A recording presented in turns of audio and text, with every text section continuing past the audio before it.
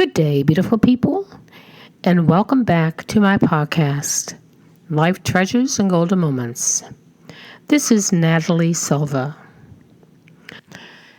You know, in our life's journeys, we meet many people, and there are certain people that touch our hearts and our lives that we'll always remember. So today, I would like to dedicate this program to a special veterinarian who is no longer with us. He lived in our community and he passed away about a year ago in July. And I got to thinking about veterinarians and the hard jobs they really have and how they see hundreds and maybe thousands of pets through the years. And every day, it's just not always a happy time because they have to put pets down and see sickness and illness and all. But they carry on. And this one veterinarian that was in our community was very special. He just had a heart of gold. And we thank him, and we thank all veterinarians out there to be there to help get us through our losses and help us with our joys when we bring in new pets to the world. So thank you, veterinarians everywhere in this world. We appreciate you so much. And today's story was written by a veterinarian, and he shares how he felt about his position and what he does. And it's called Legacy of Love, and it was authored by Dr. Marty Becker.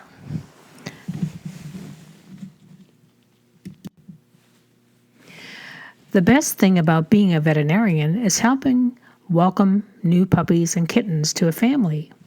The absolute hardest thing is helping someone say goodbye to a family member. Because pets' biological clocks tick faster than ours, few pets live past their teens. Over a career, a veterinarian can be involved with tens of thousands of pets dying. It has no parallel in any other profession. Second place is not even close. In order to cope with the high number of deaths and the difficulties in dealing with grieving clients, veterinarians sometimes find their hearts hardened to death, their souls calloused against yet another tearful goodbye. Although surveys show the public appreciates the visible care, compassion, and concern that veterinarians express, the fact remains that as a veterinarian, you can become numb to saying goodbye to a pet or helping ease its passage until it's your pet. I was a senior in veterinary school when we got a spunky salt and pepper miniature schnauzer. My wife Teresa named him Bodie, after a favorite college professor of hers. Bodie became our first child. We called Bodie our son and ourselves his mom and dad. Another example of our generation's philosophy that pets are family. We spoiled Bodie rotten. He ate with us in the kitchen, munched on the best pet foods, rode with us in the car, yapping his way around town like a canine siren, sat with us on the couch to watch TV at night, slept in our bed, and went on vacation with us. He wore handmade sweaters, received the hot oil treatment at the groomers, and got the very best medical care available. We did anything and everything to pamper our beloved first child. Sadly, because of a very weak immune system, Bodie had medical problems, a lot of them. First, he got a severe case of pancreatitis and went blind. Then he developed an incurable greasy seborrhea that left his skin oily and smelly. Over time, his teeth went bad, which caused his breath to smell horrible. He lost his hearing, and he limped on a bad hip joint. Despite his bad breath, smelly skin, and the need to be lifted on and off the bed, he never missed a single night sleeping in our bed. On December 10th, 1985, our second child was born, our first daughter, a beautiful two-legged blonde-haired girl named Miguel. When we brought Miguel home, we, like a lot of first-time parents, worried about what would happen between Bodie and our baby. Would Bodie be jealous of the lost attention and try to bite Miguel? As Teresa sat with Miguel on the couch, the two sets of grandparents and I watched intently. Bodie walked over to check out his wrinkled, weird-looking alien with a baby bird-like tuft of hair on her head. Bodhi opened his mouth and made a sudden movement toward Miguel. I sprang to my feet, but Bodhi wasn't going to bite the baby. Instead, he started licking her, giving Miguel a canine version of a sponge bath. Forget worries about disease transmission. We were delighted a powerful, affectionate connection had been born. Almost exactly a year later, close to Miguel's first birthday, Bodhi was stricken with a fatal condition called autoimmune hemolytic anemia. Simply put, Bodhi's red blood cells were being destroyed by thousands as his immune system attacked the very thing that kept life-sustaining oxygen flowing to every cell in his body. Refusing to accept the finality of this diagnosis, and with a dogged determination to save Bodhi, I ran tests, called specialists at various veterinary schools, consulted with other veterinarians whom I worked, and I pored over textbooks, ran more tests.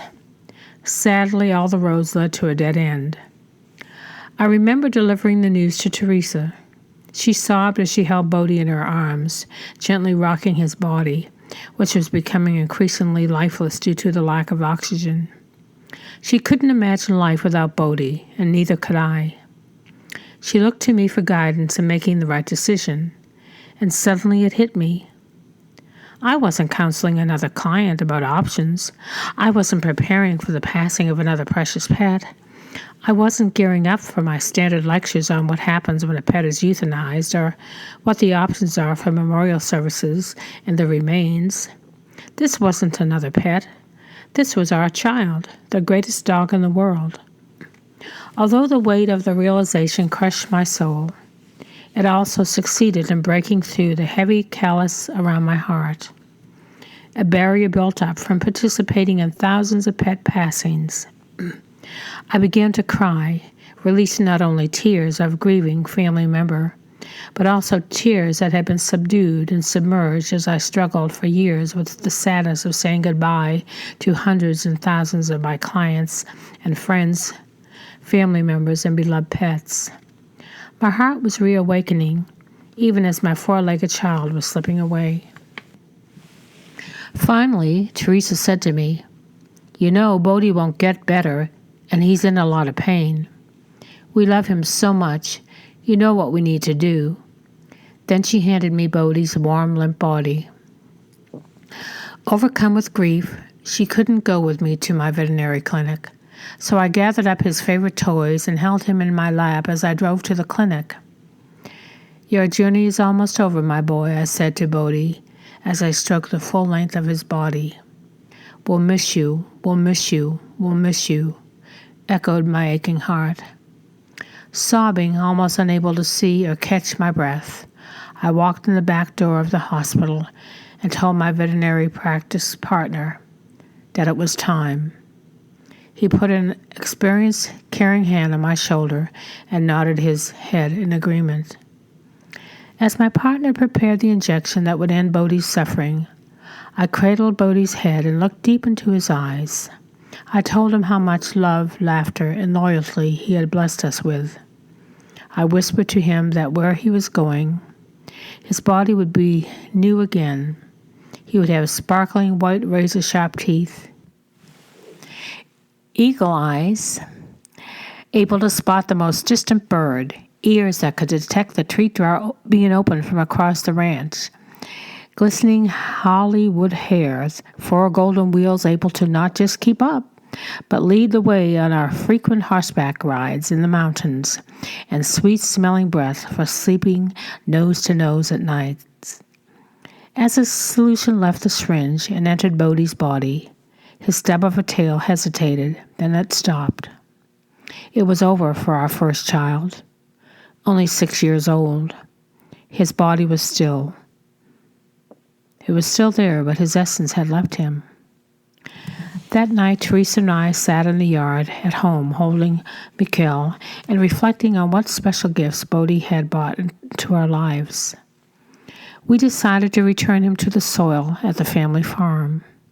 We knew he was gone physically, but in memory he would be with us forever. Bodhi's passing brought me a new understanding of the grieving process. When we lose a pet, it breaks our hearts. But when our hearts mend, they expand somehow to accept another four-legged family member, a process to be repeated many times during a pet lover's lifetime. So the pain of loss, however great, is just one step in the journey of making our hearts capable of experiencing more and more love. There was one more important part to Bodhi's legacy. The callus around my soul never came back. From that day forward, I lost the numbness to other people's pain at losing their pet.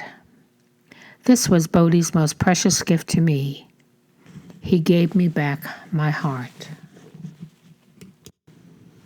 For all you animal lovers out there, we know what it means to have a pet, to love a pet.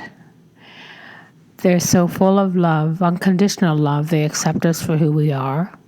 They don't care if we're dressed fancy or we're in jeans and our hair hasn't been combed or it is combed. They just love us for who we are. And they bring so much joy to our lives. And it is very hard when we lose them because they are a family member. But then we also have our veterinarians that are there for us when we need them during illness and during the happy times when you have a new puppy and bring them home. So again, my thanks to all veterinarians everywhere and to the special veterinarian that was in our lives and in our community. We say thank you again, and we'll never forget you for all you did to make our lives full and our pets healthy and happy. This is Natalie Silva. Until next time, take care and may God bless, and have a beautiful week.